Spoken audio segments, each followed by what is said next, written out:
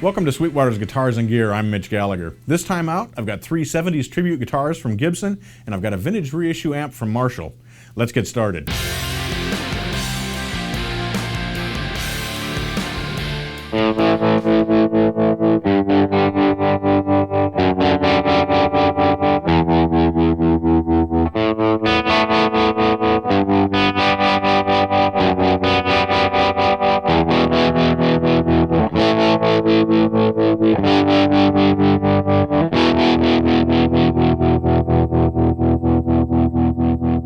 Today I've got three guitars for you from Gibson's 70s Tribute Series. This is the SG Special. Behind me we've got the Les Paul Studio, and we've got the Firebird Studio Reverse. Now these are all very similar guitar. Obviously the shapes are different. The Les Paul is thicker, so there's some differences between them, but the main features are all the same. Let's check out the SG. The SG Special, like the other guitars in this series, all feature mahogany bodies. So this is a thin mahogany body on this instrument. It has a maple neck, and it also has a baked maple fingerboard that goes through a process called torrefication that stabilizes the wood and brings out the moisture. These guitars feature a special version of Gibson's mini humbucking pickup. Now these pickups are different because they actually have blade pull pieces that run underneath here. There's two blade pull pieces, so those keep the signal smooth and even when you're bending a string. You don't get away from the pull pieces. In addition to that, they have Alnico 5 magnets. So these have a little hotter output than a regular mini humbucking pickup would have, but I really like mini humbuckings, and here's the reason. With a single coil pickup, you're sensing a very narrow range of the string, which helps to give it that bright tone that we're all used to. When you have a full-sized humbucker, if you think about it, you get a much wider aperture where the magnetic field is sensing. It's in two places, and it's much wider across the string. With a mini humbucker, you're kind of splitting that difference. So you've got two coils here, you've got two places where you're sensing, but the overall magnetic aperture is still fairly narrow, and that helps to keep that top end nice and bright, gives you a nice full sound because it is a humbucker and it has a fair amount of output, but it has a nice chiming top end that's a real nice compromise between single coil and humbucking. The other electronics in the guitar include a three-way switch, so you can select either pickup by itself or the two of them together, and then each pickup has its own volume control and tone control, so you can tailor the sound there as well. Let's check out the sound of these guitars. Now they're going to be similar across the whole range of the guitars because they do have those same pickups in them, but they are a little bit different. Each one has its own sonic fingerprint because of the amount of wood in the body. The Les Paul, for example, is a thicker body style, so it's going to have a little bit more depth to it. The SG has a nice mid-range, crunchy tone to it. We're playing through a Marshall amp here, so that'll really come through. Here's our bridge pickup.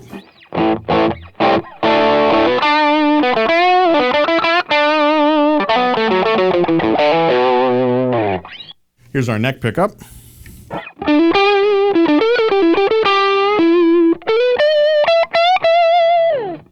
And here's both pickups together.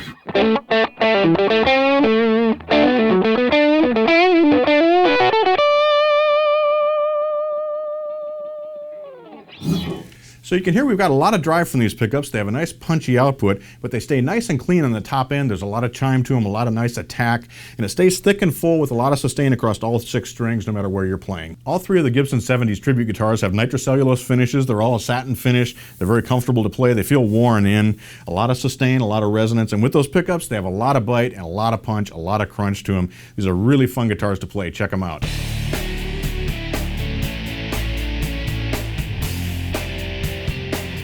Marshall's 1974X has been out for a while, but I really wanted to check this amp out. It's a really nice, toneful amplifier that harkens back to the original 1974 that Marshall produced during 1966 through 1968. This amplifier has 18 watts, so it's a comfortable volume level. In this small room, it's maybe not quite as comfortable as it would be in a club, but plenty loud enough to keep up with the drum kit. Still not too bad when you're playing at home or practicing. The 1974X has three preamp tubes, those are ECC 83s, and it has two power tubes, those are EL 84s. It also has a built-in tremolo system that's tube driven, so that has a nice rich tone to it. Now the controls are very simple. We've got a volume control, we've got a tone control. There are two channels, each with two inputs, and each has its own individual control over volume and tone. Let's check out the sounds in the 1974X. We'll give it a spin with the Les Paul Studio. Now this isn't an amp that wants to play clean. It really wants to break up fairly early. It gets to a certain volume level, and then at that point it really just gets crunchier and more overdriven. When you shape that by using your pickup selection and the tone controls, you can get a wide variety of sounds out of it. So here's with the volume barely cracked open. I've got the tone control set to about 4.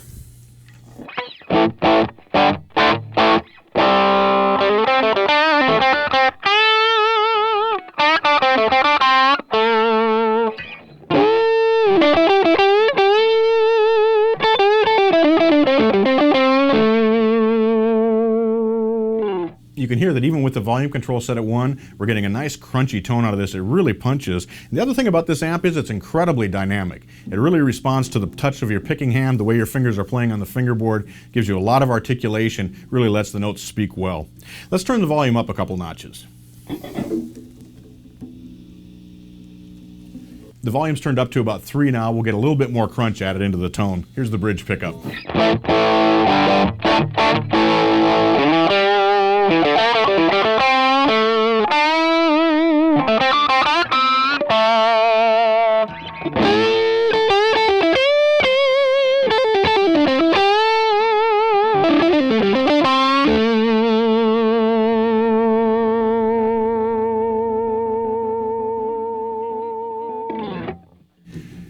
It's a nice crunchy sound with a lot of sustain. You can hear there the harmonics are really coming out. It wants to go into feedback even at this volume level.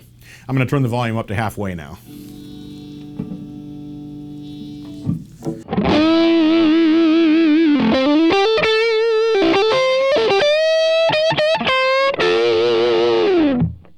Even more sustain, a little bit crunchier, but the volume is really not getting that much louder. I'm going to turn it up to about 75%.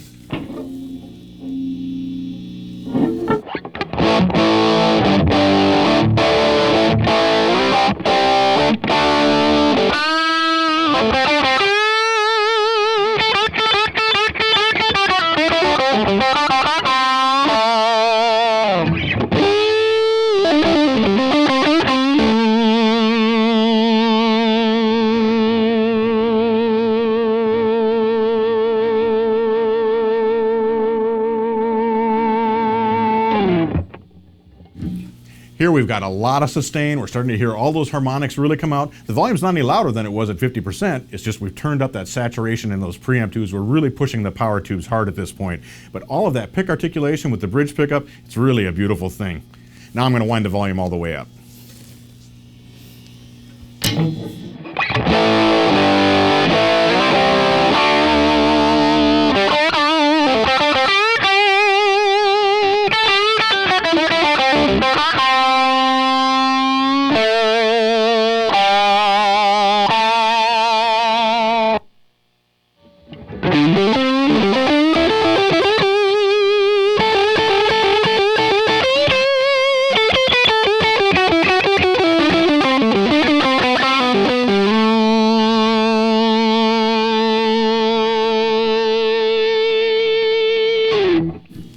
Loads and loads of sustain, but lots of articulation. The pick attack is still right there, and all those dynamics are still there as well.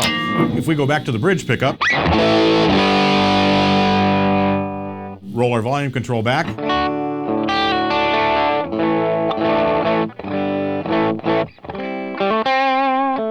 we get a nice pure tone, still a little bit of hair around the edges. It's still a fat sound. We're not losing the high end as we roll back, so it stays nice and clean. Very, very dynamic amplifier. One of the other nice things about the 1974X is it has an aged greenback speaker. Now the greenback was developed by Celestion and used in amplifiers during the 60s, and what happened with those speakers was as you use them, they really broke in, they softened up, and all those harmonics started to get nice and round without being harsh. These amplifiers have an aged version of the greenback in them, so they have that tone already, and as you play them, they're going to get even better. But right out of the box, this is a nice round, warm sounding amp without any harshness at all.